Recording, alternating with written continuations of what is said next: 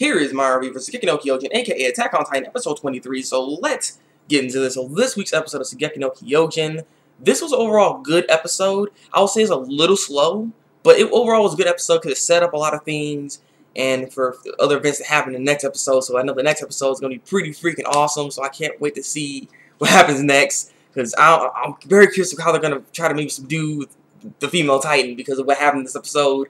We get the reveal of the female Titan as well. So like I said, this was a good episode overall. So what really was going on is really focused a lot on Annie in this episode.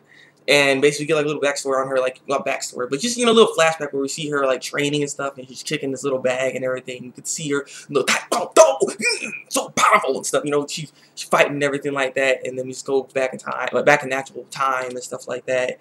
And we just get like, for the first 10 minutes of this episode, I guess we're getting like development on the military police, I guess, because we see all these other characters and stuff, and basically these guys are supposed to be escorting Eren and everybody else in that little carriage thingy to the area in the capital, so that they need to make sure that they can protect them. But protect them from what exactly? That's the thing. We don't know what they're trying to protect them from, but protect them from what? They didn't really specify on that, so I wonder what the heck they're trying to protect him from, but I don't know. But they're supposed to be there to protect him, and we get little character film on other characters and stuff, like this bull-haired shaped dude. I don't know his name. I'm sorry. Like his hair is what defies the character. Like this guy just like his hair, like I can't. His hair's really weird. But you see him. He's very optimistic and idealistic and stuff. Where he's just like, I want to change it. I want to change the military police from the inside, because the military police is not necessarily good. You know, it's very corrupt is the problem. They want to stop this corruption, or this guy wants to stop it anyway. He's very similar to Eren in that case, actually, and he actually even responds to him with that and stuff. Well, she doesn't say this it's Eren, but she says she knows somebody, and it shows Eren there, and she actually respects people like that. So I'm like, oh, you respect Eren? Interesting. So yeah, we get a little bit of him, and then he ends up seeing some stuff going down where a couple of officers in the military, higher up from him, were basically selling some stuff in the black market, some supplies, and he didn't like that, and he was trying to tell him, like, this is bad, it's illegal, and so on and so forth. And they're like, I don't care, like, you have taxpayer money, I don't care, and they start beating him up and stuff, and then Andy had to kind of stop that whole altercation, and also, and that's basically what happened with that guy. And then we got, like, this other character that looks very similar to, like, Neferpito. If you watch Hunter x Hunter, I don't know, that character right there kind of looks like Neferpito. When I saw her, I was like, Neferpito! But, yeah, so she was kind of interesting. I like her little personality. Like, oh, he's really gonna do it. Like, he really is that kind of person. I'm like, what do you, like, what's up with this girl? Like, I don't understand. So I was like, you get a little bit of development on them. So after this, we get basically this plan that Armin was trying to come to get together. Basically, he had Mikasa, he had Jean with them, and he's trying to basically get Eren out of this whole the whole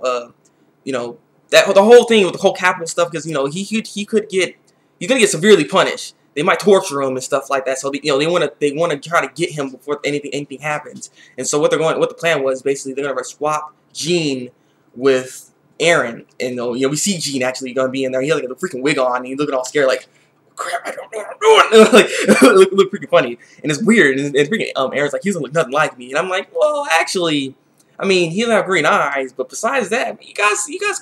Like, he looks like an older version of you, I guess you can say, kind of. Like, he kind of has some similarities, some similarities, so it's not that bad.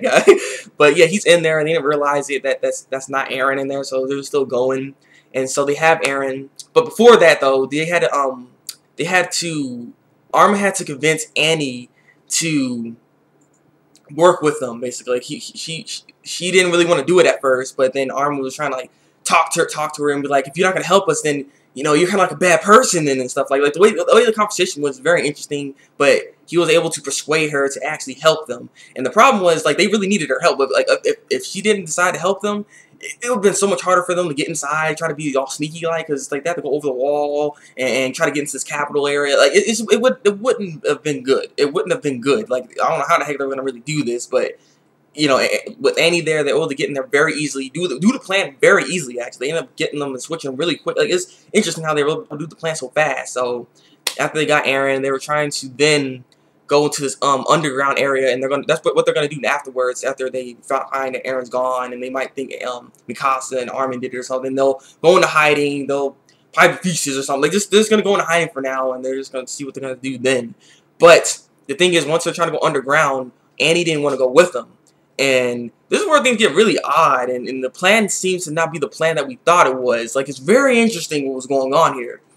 Basically, because the thing is, Eren in this episode, we see him, like, they're trying to go underground, like, Eren's like, what are you doing? Get underground, go with us, do it. Like, he was getting mad, like, calm down. So, he's like, screaming at her all the time. I'm like, alright, and I'm like, this dude's crazy, and he had, like, this little, flare gun in his hand. So I'm like, wonder what the heck that's about. And then freaking, Armin's looking kind of strange in this episode, looking at her very strange, like, too. And it's like, everything was, like, really, really strange. And she freaking Annie's like, I don't want to go down there. I'm too scared. I'm frail. I'm weak. I'm a weak girl. I'm like, who is this? you, Annie, really? Really, Annie? Like, you really think you can be able to pull something like that off? Really? Really? Like, I was like, when I heard that, I was like, you get out of here. Get out of here. That's stupid. Like, seriously. And so, as all this is going on, and they're trying to freaking get her down there and stuff, Mikasa's like, okay, forget it. Forget it. You're the female Titan. I'm going to cut you down again. Come on, like she's like ready to fight. I'm like, oh snaps! Not to mention, Armin actually already knew that Annie is the female Titan too, because Marco's equipment. She actually had that for some reason, and the thing is, Armin actually knows all this because he works with the maneuver gear a lot, so he knows all the scratches and dents that's on the maneuver gears, and Marco had those kind of dents. So the fact that she had it means she stole that maneuver gear, which means she also killed Sunny and Bean. So he came to the conclusion a long time ago, actually, even before the altercation that he had with Annie, or the female Titan, when she should have killed him then, but she didn't actually. And that's the thing, like, she kind of regrets, like, I should have killed you, because then maybe we wouldn't have all this problem right now, and helping him and stuff. And so she's like, well, see, I actually did help you though, so I'm a good person. And then she has like this weird smile, laugh, like she's blushing, and I'm just like, what the heck? You see that you did the definition of crazy. You the definition of crazy. Like, seriously, like, her face, and like she blushing, like she apparently enjoys this.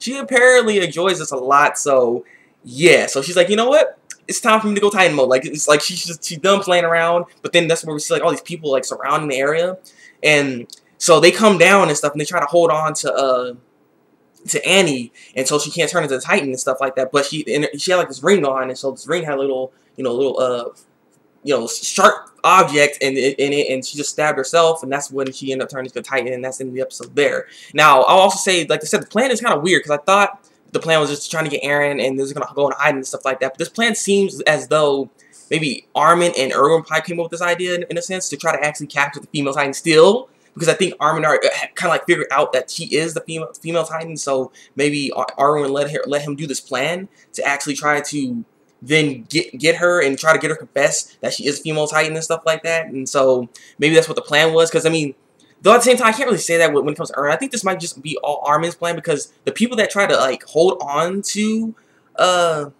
Annie, like, they're just look like some regular civilians and stuff like that. They're not like actual soldiers or anything like that. They're just holding on to them and stuff, holding on to her. So it's just like it's kind of weird. I'm wondering how this whole thing went together, because at first I thought those people were there because they were going to attack Eren, or trying to get Eren out or something. Well, not trying to get Eren, but they're trying to get back Eren or something. That's what I thought it was. And then the reason why Annie didn't want to go downstairs is because, she saw those people, so she's trying to actually fight them off or something like that while they can escape. That's what I thought at first was what's going on, but no, that's not the case here. Actually, it's like totally different. It's like they're trying to actually capture Annie so they can see if she's actually the female Titan or not and stuff. But now everyone's going to know she's the female Titan, seeing as she transformed inside the freaking city. So her whole cover is going to be blown, so I wonder how this is all going to play out in the next episode. Yeah, in the next episode we do see Erwin and Levi and stuff like that. So I'm just curious if everything's going to happen here, because everything's coming full circle here. Now we know Annie is female Titan, and I wonder who are the other Titans and stuff like that as well. We're gonna end up finding out maybe later. Maybe like, so I hope this show gets another season or something like that. I don't know. So I heard some people saying it wouldn't get another season, but this show needs another season. Leave your comments below. Tell me what you think of this week's episode of Attack on Titan. Like this review, and subscribe to my channel if you want to see some more Attack on Titan reviews from me. So yeah, it's been the Thabreakmaster, and until then, break out.